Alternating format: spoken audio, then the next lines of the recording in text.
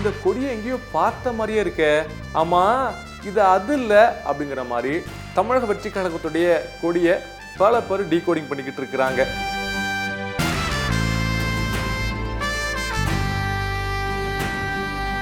எல்லாருக்குமே தெரியும், விஜய் தன்னுடைய கட்சி கொடியையும் ஆந்தமையும் ரிலீஸ் பண்ணியிருக்கிறாரு. இதை பற்றி தான் ஒட்டுமொத்த சோஷியல் மீடியாவும் பேசிக்கிட்டு இருக்கு. குறிப்பாக நிறைய பேர் தங்களுடைய கருத்துக்களை சொல்லிட்டு வர்றாங்க. முதல்ல ஆந்தமை பற்றி சொல்லணும் அப்படின்னா, ஒரு சினிமா தரத்தில் ஒரு பாட்டை கிரியேட் பண்ணியிருக்கிறாங்க. விஷுவல்ஸும் பார்த்தீங்கன்னா பிரம்மாண்டமாக இருக்கு. மியூசிக்கு தமன் ரொம்ப அழகாக பண்ணியிருக்கிறாரு. விஷுவல்ஸை பற்றி சொல்லணும் அப்படின்னா, ஆரம்பமே ஒரு போர் காட்சி. இதன் மூலமா போருக்கு தயாரிட்டிருக்கிறாரு விஜய் அப்படிங்கிறத தெளிவா நம்மகிட்ட சொல்ல விருப்பப்படுறாரு. கிட்டத்தட்ட அந்த விஷுவல்ஸ்ல இருந்தே கொடிக்கான மீனிங் நமக்கு சொல்ல ஆரம்பிச்சிட்டார். ஏன்னா அந்த யானையை நீங்க பார்த்துருப்பீங்க. அந்த யானை எதற்காக பயன்படுது, என்ன பலத்தோட நான் வரப்போறேன்னு காட்டுற விதமாக தான் இந்த யானை விஷுவல்ஸை வச்சிருக்கிறாரு. அந்த கொடியில் இருக்கிற யானைக்கான அர்த்தமும் அந்த பலத்தை தான் குறிக்கிறதாக நமக்கு தெரிய வருது. அடுத்ததான் அந்த கொடியில் இருக்கக்கூடிய வாகைப்பூ. பொதுவாக அந்த வாகைப்பூவை வெற்றியோட தான் சேர்த்து பார்ப்பாங்க. நீங்கள் கூட பார்த்துருப்பீங்க, சங்ககால இலக்கியங்களில் போரில் வென்று வர்ற ஆட்களுக்கு தான் அந்த வாகைப்பூ வச்சு பேசுவாங்க. இதன் மூலமாக தெரியுது இல்லையா, கனெக்ட் ஆகுதா? ஆந்தம்லேயே அந்த கொடியை எவ்வளோக்குள்ள போய் சேர்க்கணும் அப்படிங்கிறதுல தீவிரமாக இருக்கிறாங்க.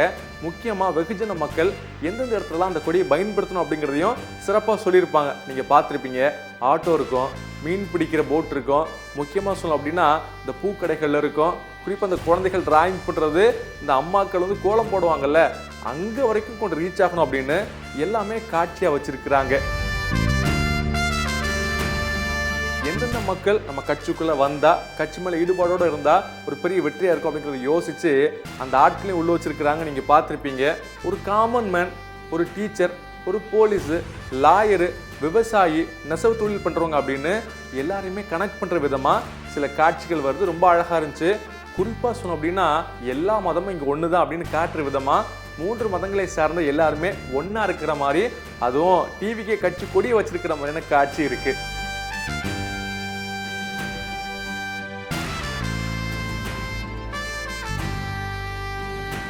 என்னதான் பார்க்குறவங்க இது ஸ்பெயின் நாட்டு கொடியோ அப்படின்னு யோசிச்சா கூட, நாங்கள் வச்சதுக்கான காரணம் இதுதான்ப்பா அப்படின்னு சில இடங்களில் அதுக்கான மீனிங் கூட சொல்லியிருக்கிறாங்க. முக்கியமாக அந்த சிவப்பு அப்படிங்கிறது தமிழ் உணர்வை பிரதிபலிக்கிற மாதிரி இருக்கும் அப்படின்னு சொல்லப்படுது. மஞ்சள் நார்மலாகவே நமக்கு தெரியும், தேசபக்தி குறிப்பிடுற மாதிரியான ஒரு நிறம் அது. அதை தாண்டி பச்சை நிறமும் இருக்குது, நீளமும் இருக்குது. அதில் பச்சை நிறம் விவசாயத்தை குறிக்கிற மாதிரியும், அந்த நீளம் சமூக நீதியை குறிக்கிற மாதிரியும் பொருட்படுது. அப்புறம் நல்லா கவனித்து பார்த்தீங்கன்னா, உள்ள ஒரு 24 ஸ்டார் இருக்கு. அதை பார்த்துட்டு சில பேர் கூட ஒருவேளை சூப்பர் ஸ்டார் பஞ்சாயத்து எங்கேயும் கொண்டு வந்துட்டாரா அப்படிங்கிற மாதிரிலாம் சொல்கிறாங்க. ஆனால் அதற்கு பின்னாடி கூட ஒரு பயங்கரமான அர்த்தம் இருப்பதாக சொல்லப்படுது. அதை பற்றி அந்த கொடி விழாவில் அவர் சொல்லலை, மாநாட்டில் சொல்லுவார் அப்படின்னு எதிர்பார்க்கப்படுது. இதில் ரொம்ப முக்கியமான விஷயம் என்ன அப்படின்னா, இந்த பாடலுடைய வரிகள்.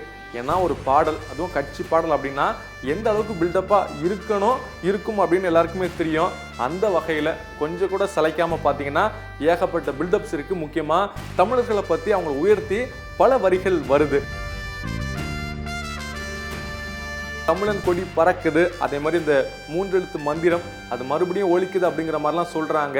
ஒருவேளை 3 எழுத்து மந்திரம் எம்ஜிஆரை வச்சு தான் சேர்த்து பாடிருக்கிறாங்க போல அப்படிங்கிற மாதிரியும் பல பேர் பேசிட்டு வர்றாங்க. இது மட்டும் இல்லாமல் நிறைய பில்டப் இருக்குது. அதாவது சிங்கத்தோட அவரை ஒப்பிட்டு பேசுறது, இன்னொன்று அவ்வளோ பெரிய உயரத்தில் இருக்கிறாரு ஆனாலும் மக்களுக்காக மீண்டும் இறங்கி வர்றாரு அப்படிங்கிற மாதிரியான வார்த்தைகள்.